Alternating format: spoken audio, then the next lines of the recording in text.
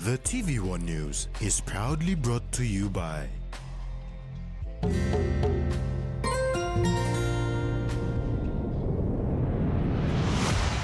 BSP, our bank, our people.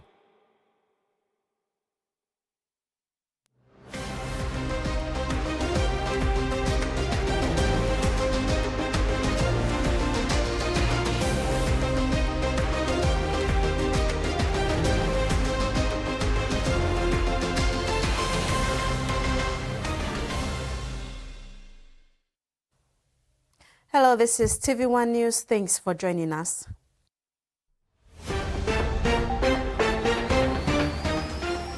In this edition, calls to increase employment to decrease crime, expatriate attacked by thieves, and Madang DDA non-functional.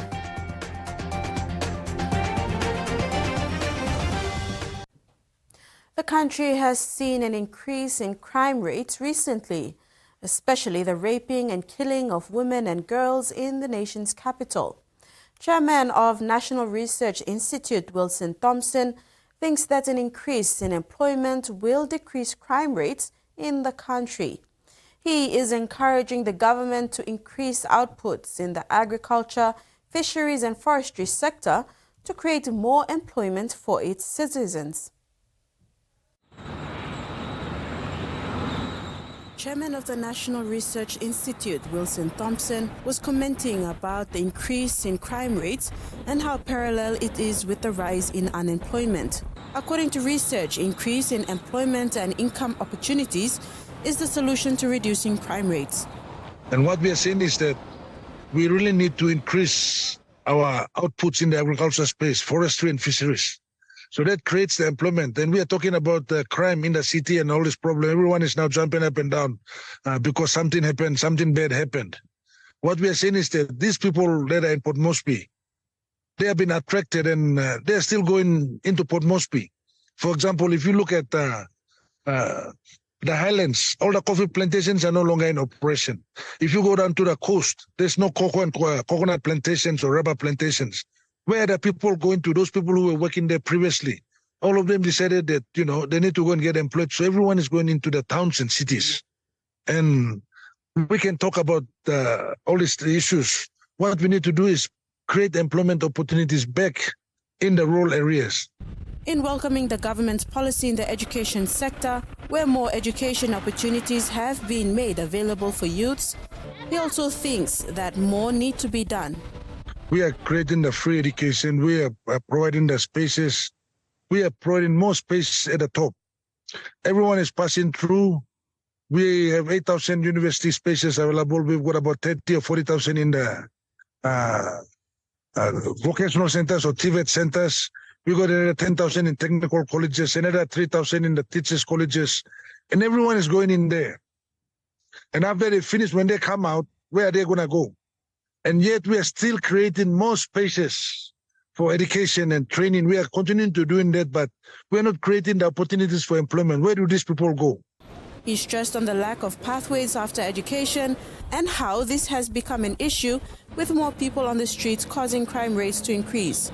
He said the only way people can be taken off the streets is to increase income opportunities in the rural areas by building factories in the poultry, livestock, forestry, agriculture and fisheries sectors. For example, the biggest employer, it's not a mining company.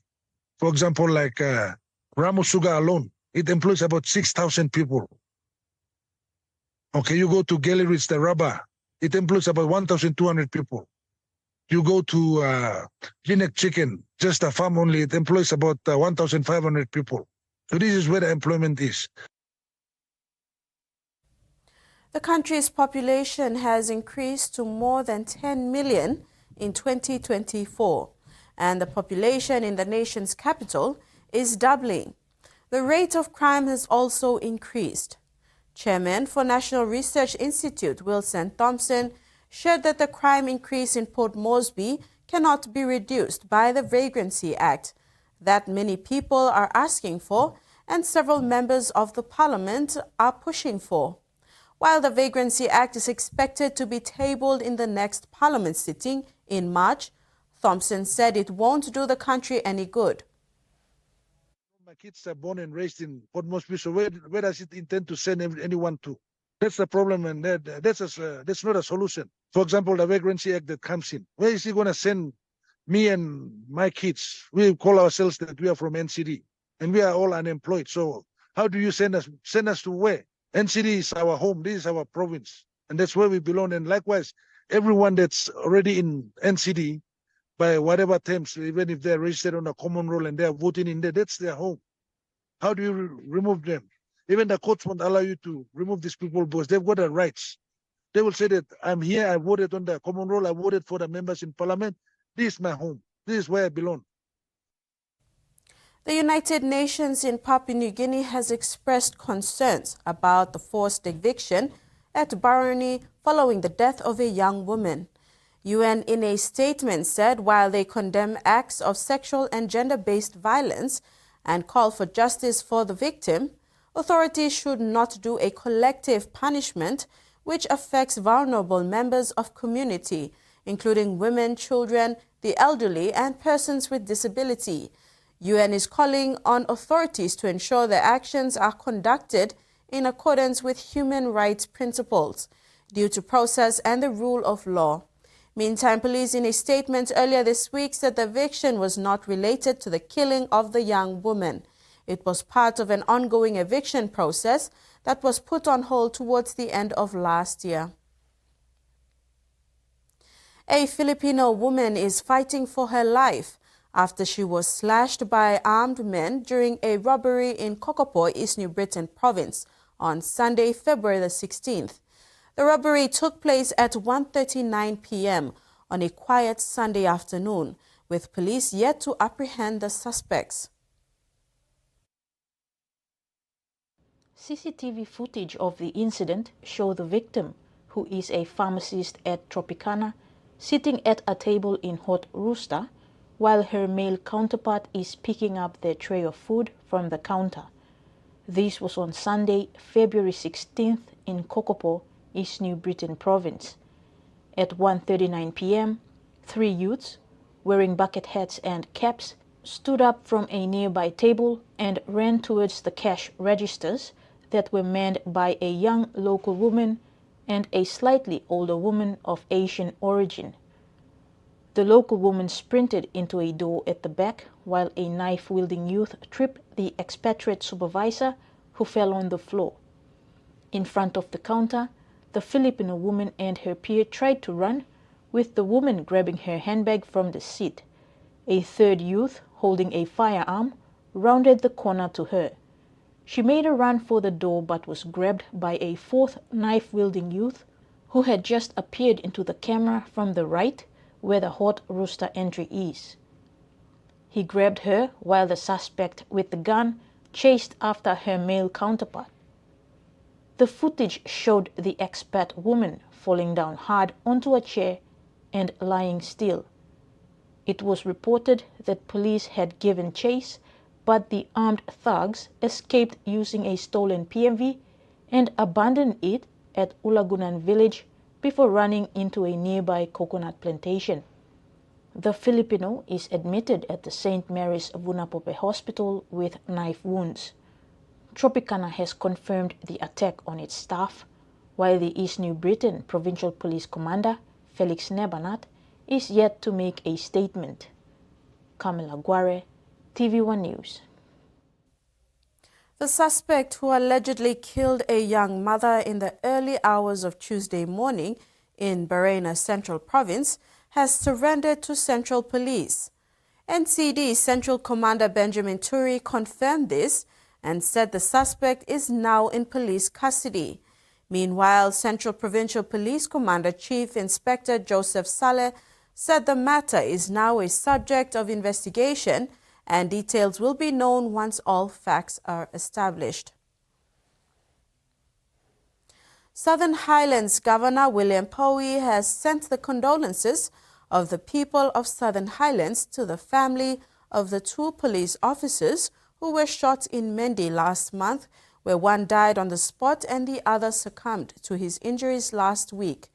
He also pledged his support to ensure perpetrators are brought to justice.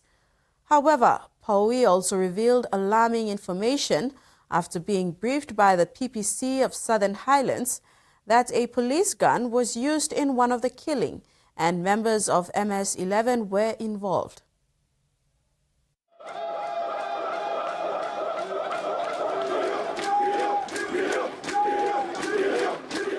According to a statement by the governor, a police brief was provided to him by the Provincial Police Commander of Southern Highlands Province, Apples Nili.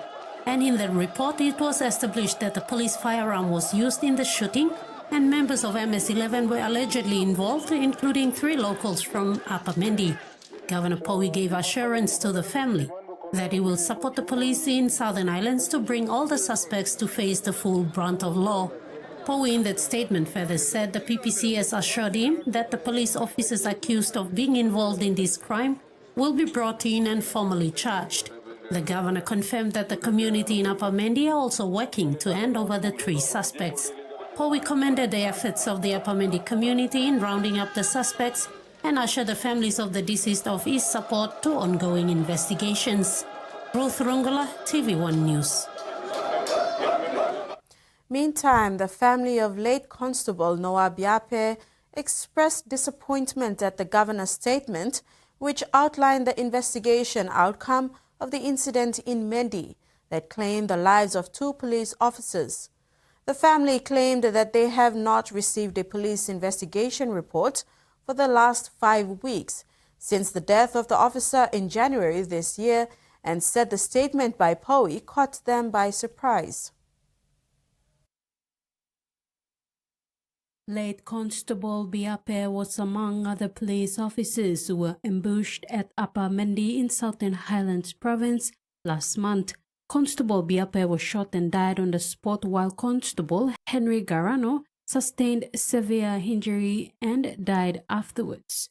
According to late Constable Biape's family, stated that the press statement issued by Powie caught them by surprise. The governor, who attributed his comments to PPC Southern Highlands, stated that police guns were believed to have been used and that contained policemen from MS-11 are suspected to have been involved, has not gone down well with the family. Higher authorities like ICP Western Command, even Deputy Commissioner of Operations, Namibla ito wasen, no one wabla man lo sabnalis na. Engam mas involved lo investigating the case lo dai lo pigini lo mitubla. Mat mibla wo singa tiati kona mibla ito wasen. Wamla investigator mas ikona carry out la investigation na find out really dai lo pigini lo mitubla. So we are still waiting for that. So mibla no kiwambla report. Usat kili mibla no sa, we don't know. Someone non criminals on the road and blocking road na kili so. We want the full report, the investigation report, how the causing die block. So while waiting, we were surprised to see the governor for Southern Highlands release this media statement, which caught us by surprise. Where this incident come up now, where repeated incidents of this nature have been happening. Now, me plus stop long this media release come out. Now, we conclude that this has been ill-advised by the PPC Southern Highlands. PPC Southern Highlands, you have the channel of communication from the officer in charge of criminal investigation law. Ananit lo you lo Southern Highlands will report to you the reports of the investigation. If I need to be corrected, I need to be corrected, but that is how much I know. The officer in charge of the CID has to report to the police commissioner the results or progress of the investigation. Progressive reports will come. Then the PPC will have to give the progressive report to the ACP, and ACP will address it down the rank and file to the commissioner. And then the commissioner will release the final results of the investigation, which will give true satisfaction if justice has been saved to the grieving families. And into 4 weeks, we have been waiting for any progressive report.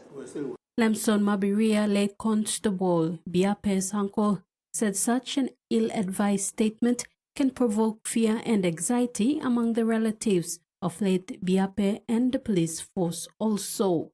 Media release which has the tendency to provoke a situation where we may not contain.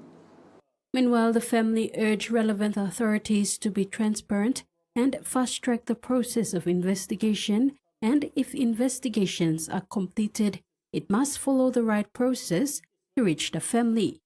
Tracy Pa, TV1 News. This is TV1 News. We'll be back with more stories after the break. Stay with us.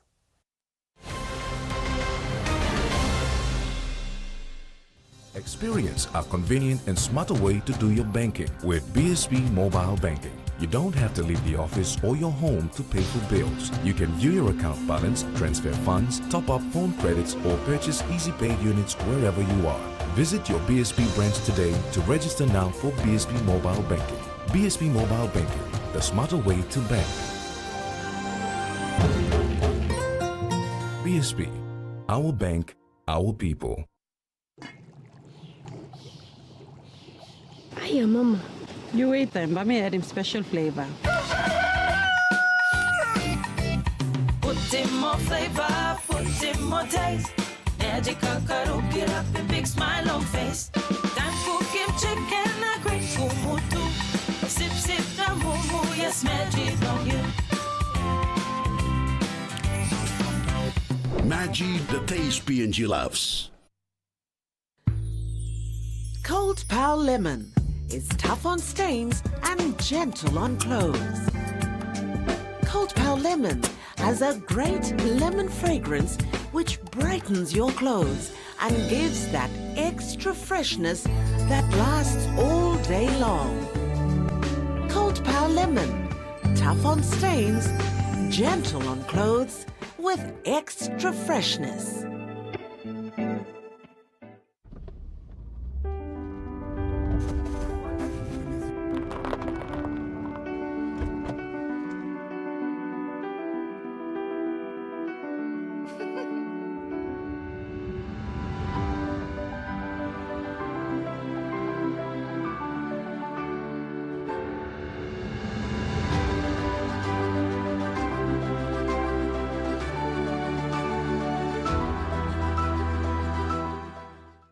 Meet the bank for everyone, everywhere. As People's Microbank, we were proud to be a bank for the people. Now as National Banking Corporation, we are bringing modern banking to all in Papua New Guinea. With more branches and our friendly staff ready to assist you in more places, we are making money matters simple and fair. So wherever you are, however you say it, say hello better banking. Learn more at nbcpng.com.pg. In the Pacific, sport is a lot more than just a game. It's about mana, the spiritual power within us all. Le Malo Sianga, from our people, our strength, and the heart of the Pacific. It's driven by custom, our connection to culture, and bringing people together. And Matabu Vale, where every player stands tall for themselves and their community. And it's about sharing those incredible stories. Join us every week for all the sporting action from across the Pacific. Your Pacific sporting journey starts here.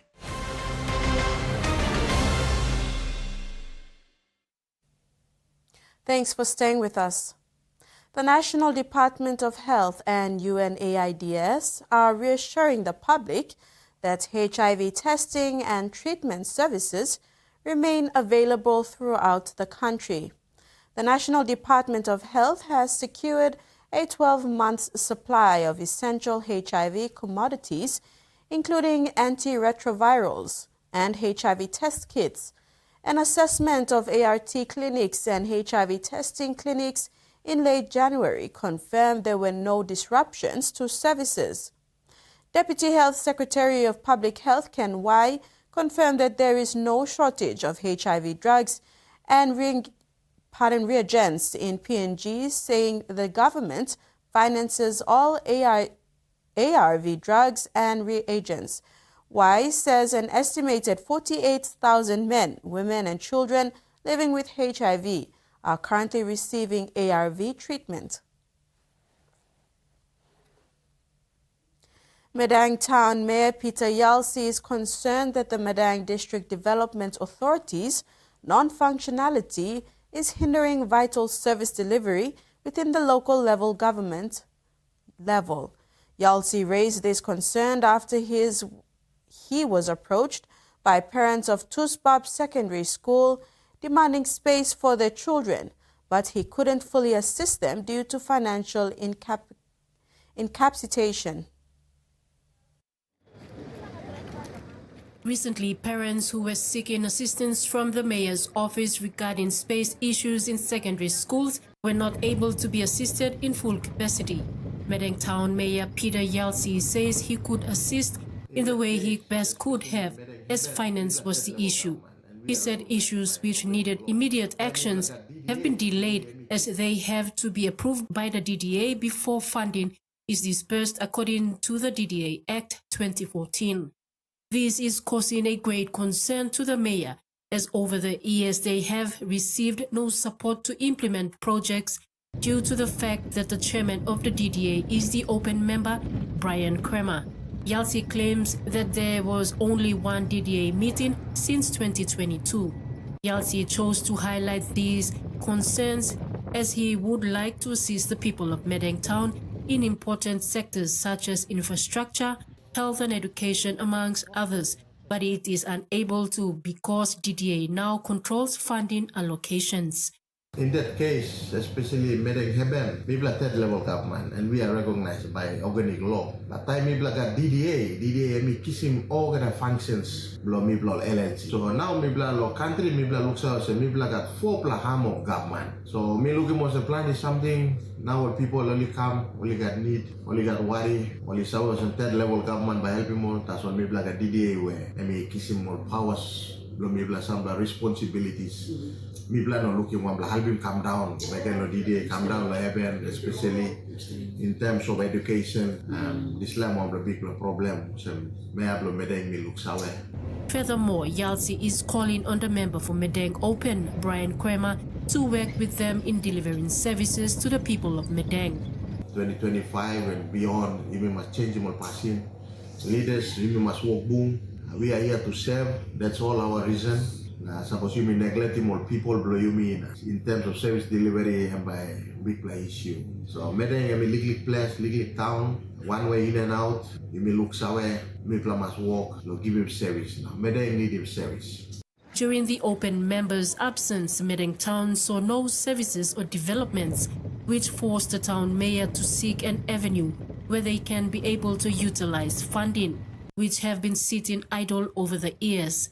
With recommendation from the Department and Ministry of Provincial and Local Level Government Affairs, they were able to access 17 million kina to roll out projects in health, education, and other sectors.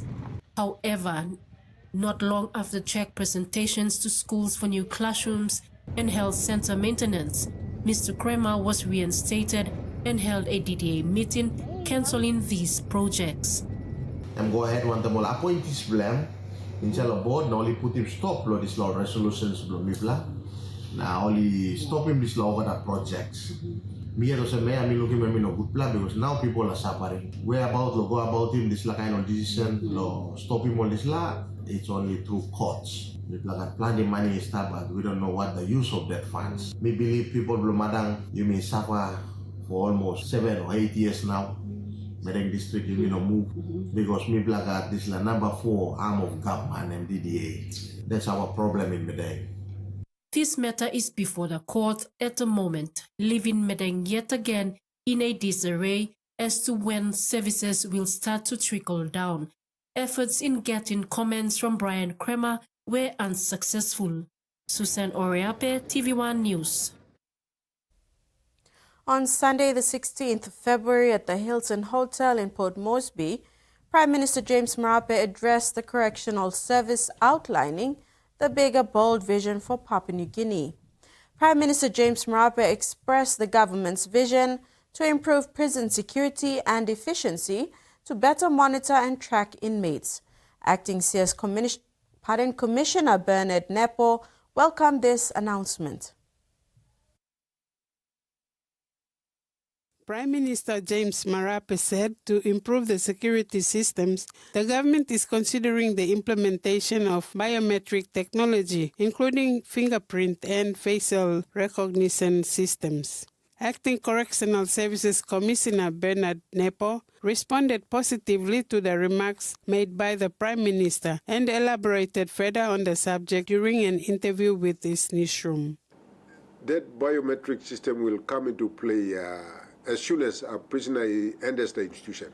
And so many years back, we have this photographic system where we get the photos and then we keep them on file, on record. And so when someone tries to get out from the prison or escape, that's when we do the follow-up using those information. But for now, because these things are not in place, that's where our Prime Minister is concerned. Nepo explained that currently there are no proper security mechanisms in place. He said once the proposed security systems are in place, correctional services can easily trace prison escapees. That's why they must have those biometrics as well as fingerprints and photographs of those offenders in place. But for now, because these things are not in place, that's where our Prime Minister is concerned. So we need to have this in place so that in the event that someone escapes or move out from our institution unlawfully, then we can trace them.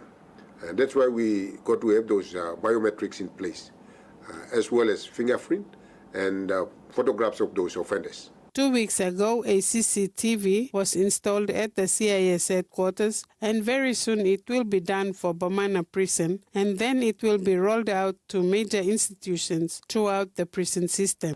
Well, this is one of those security aspects in our institution. But rightly, Prime Minister has stressed this point of correctional service putting in place CCTV. And so as I speak, you can look at my screen up there. So CCTV is already started here in head office, and we are rolling this out to all the institutions. Frida Kana, Tvwan News. The PNG Correctional Services was commended by Prime Minister James Marape for being the most disciplined force among the country's security agencies while challenging its leadership to elevate its role in nation building and rehabilitation. Marape outlined an ambitious 20-year vision for PNGCS, emphasizing discipline, rehabilitation, and economic contribution through vocational training. Acting Correctional Services Commissioner Bernard Nepo, who was present with the Minister for Correctional Services, Joe Cooley, and other senior officers of the Correctional Service and staff, received the commendation from the Prime Minister on Sunday, 16 February, at the Hilton Hotel. In there, Prime Minister Marape said, PNG Correctional Services was not just about imprisonment, it is about correction and rehabilitation.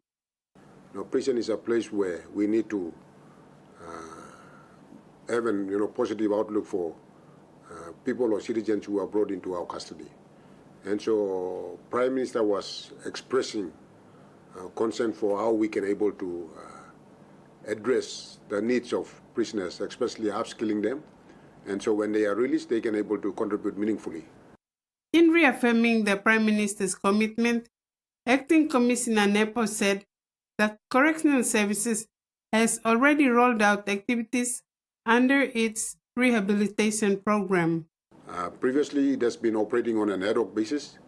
And so, given the support by the current Marape Rosso government, we are now pursuing it aggressively so that the programs can be replicated to many of the jails in the country. Nepo said the Correctional Services will be signing an MOU with the Education Department for the TVET programs in a few weeks' time. He assured the public as well as the key stakeholders that this program will be done through a public-private partnership arrangement where there will be community engagement through the church's Education Department and the Correctional Services. Frida Kana, Tvwan News. And now the finance news. The kina closed unchanged at $0.2487 in the interbank market.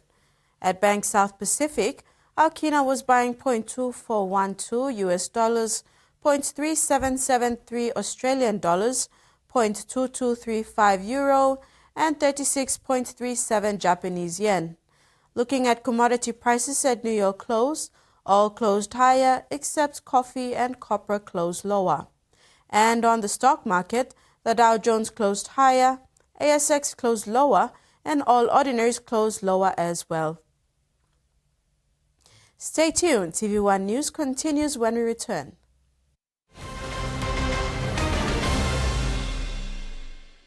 Experience a convenient and smarter way to do your banking with BSB Mobile Banking. You don't have to leave the office or your home to pay for bills. You can view your account balance, transfer funds, top up phone credits, or purchase Easy Pay units wherever you are. Visit your BSB branch today to register now for BSB Mobile Banking. BSB Mobile Banking, the smarter way to bank. BSB, our bank, our people. A true champion is measured by their courage, their determination, and their passion to never give up and to always keep trying. With a delicious Milo in milk taste and added nutrients, Milo in milk is a great way to fuel our little champions with nourishing energy every day. Because true champions give it their all. Milo, PNG and Mia. Find PNG made. How would you describe your mother? My mom is beautiful. She is strong like the woman. I love my mom because she always takes care of me. My mom, she's so patient and loving. I feel she's always around. Caring. She works so hard and always wants the best for me. She's soft like her love. My mom is everything, and I don't know what I'd do without her. Softland, fragrance of a mother's love. Ever wondered what it would be like to buy $1 million home? Well, I think that particularly if it had a massive kitchen and the big tub sinus sofa. They're searching for a multi-million-dollar apartment here in Melbourne. But which of these spectacular apartments will they choose?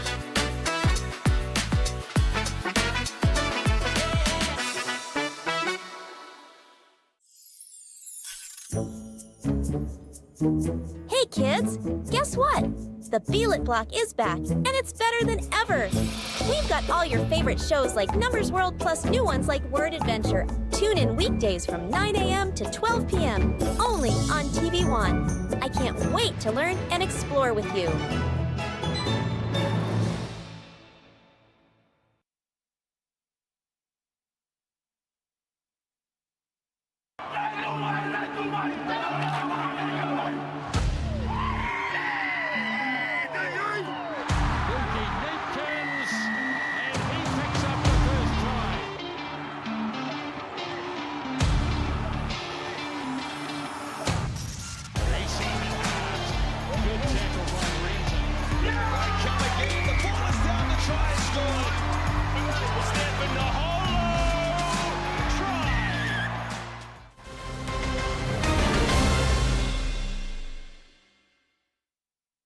Welcome back.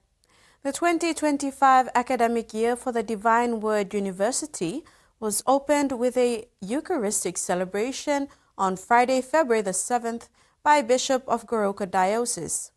In his homily, Bishop Greig reminded the Divine Word University community of the importance of prioritizing their spiritual lives amid the many demands of academic and personal responsibilities. He reminded staff and students that when God is put first, everything else, including studies, lectures, work, and relationships, will fall into place. Following the Mass, Divine Word University President Professor Father Philip Gibbs officially declared the 2025 academic year open, reinforcing the university's mission of holistic education. With this strong foundation in faith and learning, the DWU community steps forward into 2025 with purpose, resilience, and a shared commitment to excellence. Minister for Oil Palm Francis Maneke has welcomed the Secretary General of the Council of Palm Oil Producing Countries, or CPOPC, Dr. Rizal Afandi Lukman, and Deputy Secretary General Datuk Naguib Wahab to Papua New Guinea. The CPOPC delegation arrived in the country on Tuesday. Their visit follows PNG's recent ascension as the fourth member of CPOPC on December the 30th, 2024, joining Indonesia, Malaysia, and Honduras in advancing sustainable palm oil practices. In a dinner event on the evening of Tuesday, February 18, 2025, to welcome a CPOPC delegation, key speakers including CPOPC Secretary General Dr. Rizal Afandi, Minister for Oil Palm Francis Maneke, and Indonesian Ambassador Andriana Supandi discussed PNG's role in the global palm oil market, industry challenges, and opportunities for sustainable growth.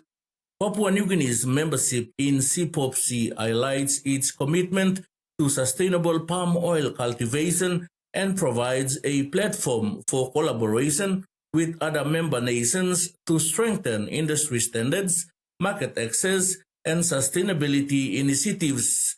Maneke, when welcoming the delegation, addressed the key issues impacting the industry, including sustainability practices, market access, and the challenges faced by palm oil producers in the region. The engagement with CPOPC representatives provides an opportunity for PNG to showcase its oil palm industry and its commitment to sustainable farming practices, while also seeking support for initiatives aimed at improving productivity and environmental stewardship. The delegation met with Prime Minister today at his office, accompanied by Minister Maneke and OPIC General Secretary Captain Pupita. The delegation will be traveling to Kimbe, Western Britain on Thursday to visit Siem Dabi's headquarters in the country and lay the following day. Freddie Mo, Tvwan News. A new 10-man single barracks for police officers was officially commissioned at the DCA area in Ward 8 of Madang Urban Level Government last Thursday, February the 13th, 2025. The new single-unit police barracks is situated at a portion of land situated near its company yard in DCA area that used to be a notorious area in criminal activities over the years. The Madang Governor Ramsey Pariwa was given the honor to cut the ribbon to officially open the new single barracks in the presence of the Madang Town Mayor Peter Yalsi and Ward 8 member Sound Dambui. He said combating law and order in the province needed collective efforts, not only from the government but from the public and private sector. Law and order and everyone's business and start law house na come. So was mitla talk lo make him law and order problem come up and mitla ba make him na come up. Time mitla talk nogat mitla poliman law and order ino na come up lo community. So law and order ino work lo police nason, law and order ino work lo or leader nason. Law and order am work lo you me one man. Responsibility blo police am lo enforce him law. Responsibility blo you me on people am lo keep him order. Am now law and order ba start good. Madang Police Station Commander Inspector Patrick Wallace thanked Governor Pariwa for establishing a cordial partnership with the contractor, AR Pacific, enabling the project to come to fruition.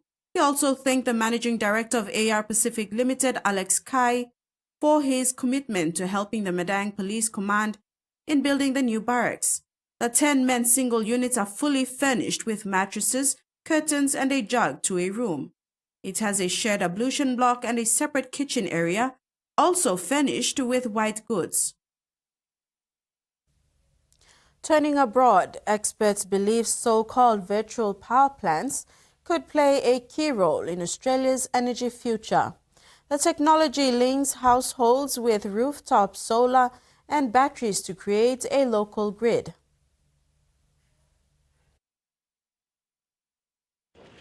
Pippa Buchanan's house is in many ways a modern type of power plant. This is literally the beating heart of the system. A battery is attached to the wall of her garage at Kawarama, 3 hours south of Perth. The battery, in turn, charged by an array of solar panels on the roof above. What doesn't get used is exported. We probably are oversupplied for our current needs. Like millions of other Australians, Pippa and her husband took the plunge and invested in solar. They're part of a so-called virtual power plant in which an energy company leases them solar panels and a battery. In return, there's a catch. When they need to, they can use our battery either as storage or as supply to the grid, and they can also occasionally turn our solar panels off if they need to, if there's too much supply. Energy companies say the circumstances where solar needs to be spilled are rare, and households are forewarned and compensated. They say Australia's occasional overabundance of solar needs to be managed, and VPPs can help. When you install solar and battery in people's homes, they all individually have a power plant that can provide that exact same service. But they're too small individually. When you put them together, they can add up to something that's quite significant. Coordinating Australia's rapidly growing fleet of solar panels, batteries and other clean tech looms as a key plank and key challenge of the energy transition. Experts say it should be encouraged, particularly where households participate willingly, but they're warning against heavy-handedness. Building a network that is oriented around the customer is the issue, and it's really one that government needs to get a solid grip on. For Pippa Buchanan, the sacrifice is worth the rewards. You're watching TV1 News. Sports is next. Stay with us.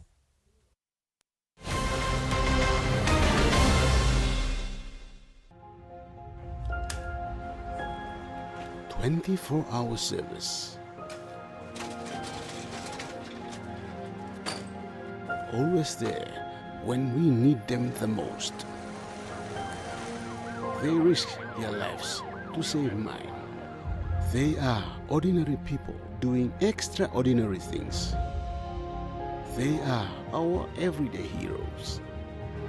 St. John Ambulance, trusted to care."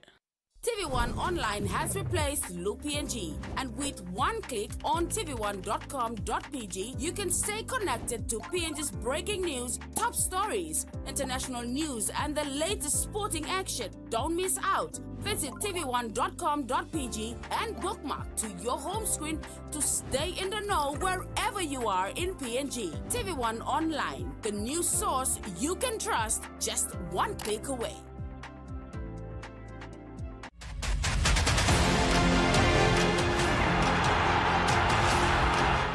He's flicked on and in! He's done it again! Another delivery!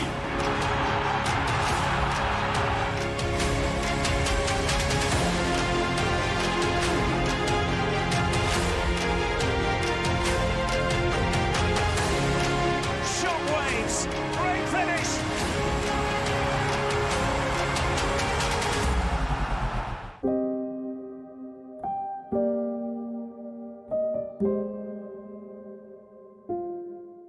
The last man standing, said Julius Chan, passed away peacefully in his own village of Manmantinut, Uris, in the Namatanai district of New Island province, surrounded by his family and friends.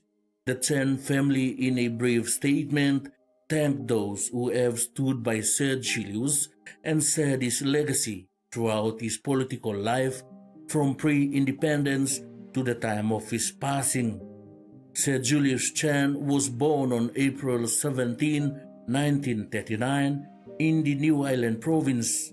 He dedicated his life to public service, becoming one of the first Papua New Guineans to make a significant impact on the nation's political framework after gaining independence in 1975.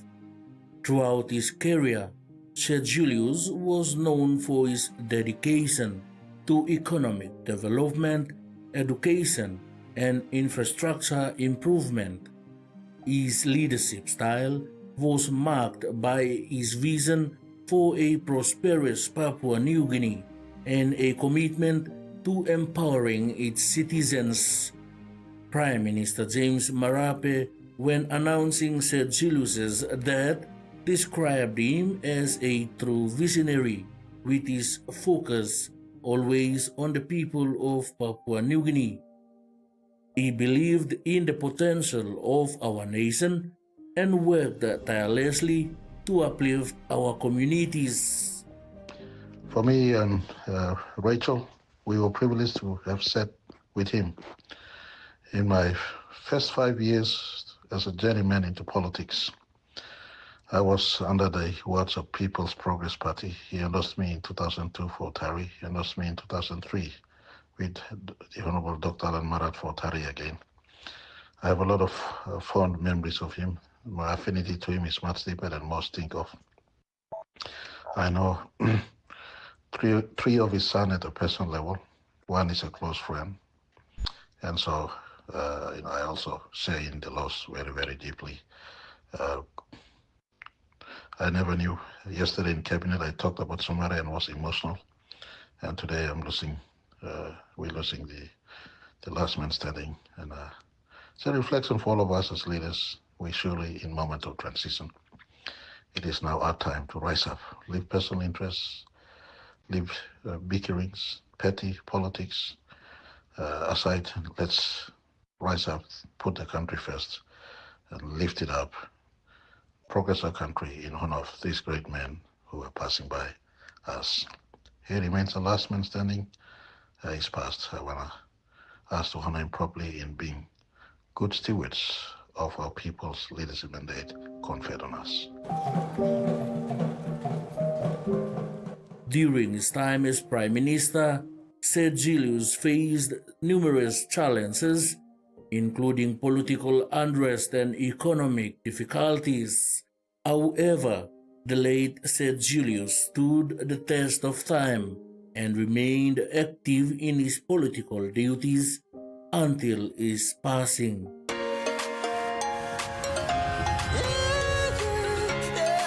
My name is Uzo Chukum. His father was the richest man in our village. But nothing is working. Nothing. Wow. So I'm here because of a man. I'm sorry for staring, sir. Go.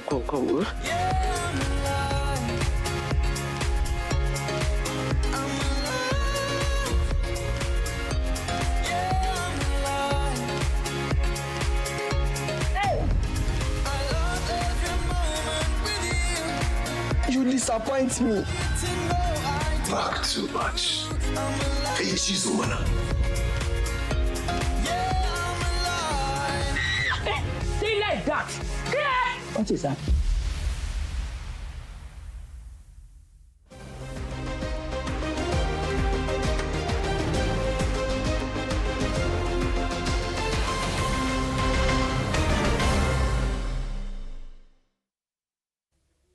Welcome back.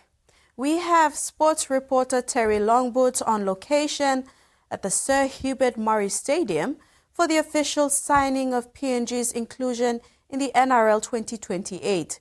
We now cross over to Terry on an update of what's happening.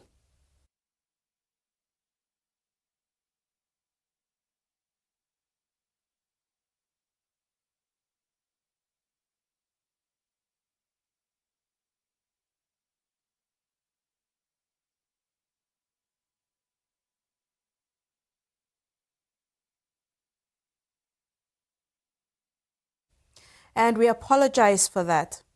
After coming off a big loss to Scotland, 47 points to 67 on Monday in the first game, the PNG Peppers regrouped to come back for a tough challenge against the First Nations Australia on Tuesday, unfortunately going down to a close 52-59 scoreline in the Pacific Oz Sports Netball Series.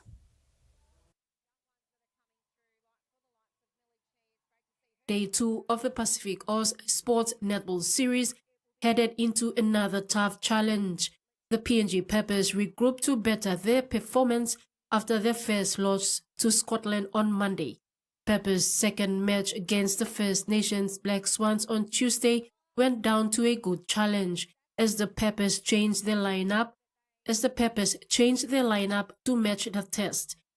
The Black Swans match was an opportunity to give the Peppers reserves a run, as this game did not affect its ranking. However, Peppers wanted to stay competitive, fielding a good team. The first quarter score saw the Peppers leg in a close 12-15 scoreline and returned to put up a dominant second half, but the Black Swans, using their height advantage, had the upper hand to lead at second half 44-27. The last quarter was pressure on as Peppers fought back in all departments, executing good play from the mid-court to cut down the Black Swans. But sloppy play led to Peppers' fall as they accepted another defeat, but a hard-fought match for the PNG ladies, losing 52-59. Peppers' assistant coach Helen Edwards said the team has only come together for 3 days prior to tournament, and there is immense improvement from the young debutants. In Day 3 match currently underway, PNG Peppers meet Samoa in what should be an entertaining match as PNG hopes to come out with a win. Susan Oreape, TV1 Sports. Preparations are in full swing for the highly anticipated 11th Annual Joey Charlie Cup, scheduled to take place from March the 6th to the 8th at the Daru Main Sports Oval. This year's tournament is set to feature an impressive lineup of 32 men's team and 12 women's teams competing for prestigious honors. Since its beginning in 2013, the Joey Charlie Cup has evolved into a much-celebrated sporting event within the South Fly district. Initially dominated by local teams, the tournament's open entry policy has increasingly drawn competitors from other regions, enhancing its appeal. Over the years, teams from Kiunga in the North Fly have made notable contributions to the tournament. In 2022, a team from Port Moresby participated, marking a significant milestone in the competition's history and showcasing its growing recognition. The previous year's tournament in 2023 saw the Texas Harlequins crowned champions, raising the competitive standard for this year's participants. Chairman of the 2024 Joey Charlie Cup, Emmanuel Gauga, expressed his enthusiasm for this year's event. He highlighted the importance of maintaining an open frame to encourage participation from teams across the province and beyond. The Joey Charlie Cup has become a vital platform for showcasing local talent and fostering unity among communities. With thrilling matches and a vibrant competitive spirit on the horizon, sports enthusiasts and supporters are encouraged to gather at Daru to witness the action firsthand. Teams interested in competing can reach out to the tournament organizers for more information. As the excitement builds, all eyes will be on Daru from March 6 to 8 as the Joey Charlie Cup solidifies its reputation as a premier sporting event in the Western Province. Terry Longwood, TV1 Sports. The Papua New Guinea Baseball Softball Confederation is committed to providing support to the national women's softball team in their quest for a podium finish at the upcoming Pacific Mini Games in Palau. Their goal is to re-establish PNG as the reigning queens of softball in the region. President Jenny Park said in partnership with the PNG Olympic Committee's Justification Committee, the PNG BSC is ensuring that the team fulfills all requirements for game compliance. The team aspires to replicate the gold medal performance from 2015. Since that triumphant year, there has been a significant gap, but PNG BSC President Jenny Park voices confidence in the outstanding talent present in the current squad. She believes that the players possess the skills and determination necessary to secure victory and bring gold home. Historically, American Samoa has been PNG's strongest rival in the Pacific Games. However, Mrs. Park anticipates new challenges from roughly 6 other nations that are yet to be confirmed by PNG-OC. We've really challenged the players to actually do a comeback in this mini game. Say a medal for us is still, any medal is still good for us, or even a placing to be, among the top 3, or top 4, it's still good for us. But we are determined to go, and we are determined to come up with something for the team, and the women are very talented. And regardless of it being 2015 until now, we're confident that they will come back with a medal for PNG. PNG and American Samoa, I think, yeah. But in this one, I think there's 6 that are going to be competing in that. So I'm yet to confirm with the PNG-OC as to the number of countries that are very registered to participate in softball. The return of women's softball to the Games is pivotal, as it will also reinvigorate the men's team to reassess and elevate their performance to meet PNG-OC and Pacific Games standards.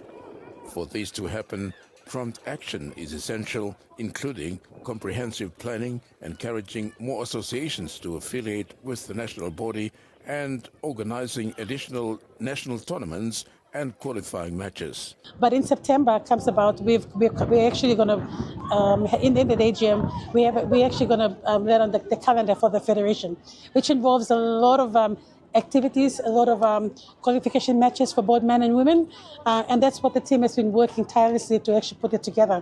It's one thing that it requires a lot of effort from everyone. A federation has to be compliant, associations has to be compliant, so that players can when they affiliate to associations affiliate to a federation, we can be able to provide to them in terms of the activities or the sports, the events that they get to participate in. Yeah. At present, the primary focus remains on the National Softball Championships and the upcoming annual general meeting, which will outline the strategic direction of the PNG BSC involving moving forward. With dedication, preparation and robust support, the team is poised to achieve remarkable success at the mini games and beyond. Terry Longwood, TV1 Sports. As the Fiji Airways Fijian Sevens team gears up for the Vancouver Sevens this weekend, head coach Hosea Kolinisau is underscoring a crucial shift in their breakdown strategy. Following reflections on previous performances, Kolinisau highlighted the importance of ruck control as a key factor for success. South Africa in the bronze medal game. This tactical evolution comes as part of the team's broader development, featuring the return of essential players and the integration of new talent. Kolinisau expressed satisfaction with Waisea Nathugu, who is fully fit and contributing more than just skill to the squad. One of those emerging talents is Mosese Naura, whose competitive spirit has shown through during training. Kolinisau remarked that Naura's eagerness to learn from his experienced teammates has allowed him to integrate swiftly into the team, enhancing overall cohesion. The Fiji side is set to face Uruguay in their opening match on Saturday, followed by a clash against the USA. Their final pool match will be against Spain on Sunday, February 23. The Vancouver Sevens will culminate with the finals on Monday. With a mixed tactical focus, experienced leadership and fresh talent, the Fiji Sevens teams is poised to make a strong statement in Vancouver. Terry Longwood, TV1 Sports. And that ends the sports segment. We'll now have the weather forecast.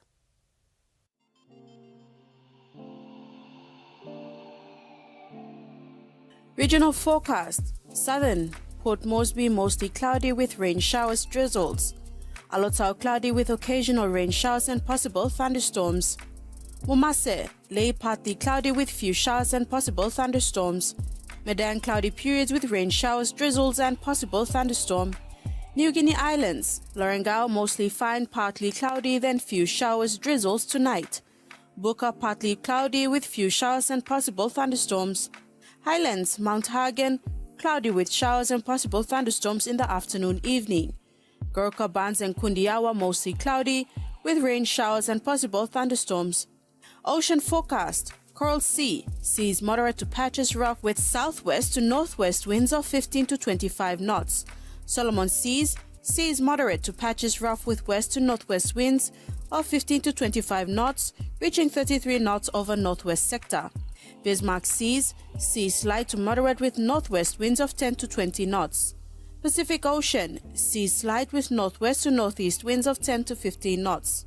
And coastal waters of Samarai Island to Cape Vogel and all Milne Bay Islands, waters of Finchefin through Vitia Strait to Siasi Long Island to Madang, seas 1 to 2 meters rising to 3 meters tonight. Waters of Manus and its western group of islands and New Ireland to East New Britain to Bougainville, sea 0.5 to 1.5 meters. And that ends the news tonight. Pleasant viewing. Good night.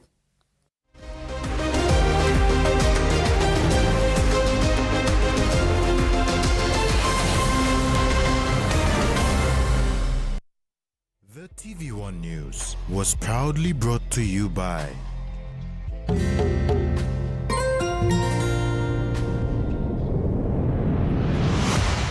BSP, our bank, our people.